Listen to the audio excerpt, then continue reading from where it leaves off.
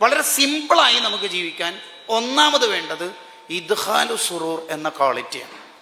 എല്ലാവരെയും സന്തോഷിപ്പിക്കുന്ന ഒരു ലൈഫായിരിക്കണം നമുക്കുണ്ടാവേണ്ടത്.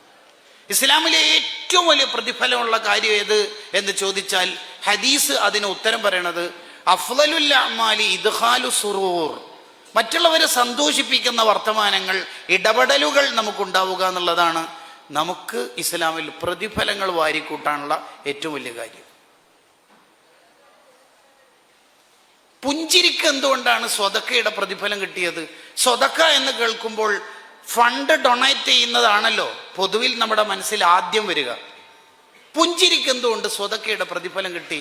പുഞ്ചിരിച്ചാൽ സ്വതക്കയുടെ പ്രതിഫലം കിട്ടുമെങ്കിൽ തന്നെ 10 രൂപ കൊടുത്തതാണോ, 100 ആണോ, 1000 ആണോ, അല്ല 1,00,000 ആണോ, 1 CR ആണോ, എത്ര കൊടുത്തതിൻ്റെ പ്രതിഫലമായിരിക്കും എനിക്ക് കിട്ടുക? അള്ള സ്വീകരിക്കുന്ന ഒരു സ്വതക്കയുടെ പ്രതിഫലം കിട്ടാൻ മാത്രം പുഞ്ചിരിയിൽ അടങ്ങിയിരിക്കുന്ന ഇൻഗ്രീഡിയൻസ് എന്തായിരിക്കും? നമ്മെ കാണുന്ന ഒരാൾ നമ്മളെ കൊണ്ട് സന്തോഷിക്കുന്നു എന്നുള്ളതാണ് അതിലെ പ്രധാനപ്പെട്ട ഒരു കാര്യം. നമ്മെ കാണുന്ന ഒരാൾ സന്തോഷിക്കുന്നു, അതാണ് പുഞ്ചിരി സ്വതക്കയാവാനുള്ള കാരണം. അപ്പൊ നല്ല വാക്ക് പറയൽ സ്വതക്കയാണ് ഇസ്ലാമില്.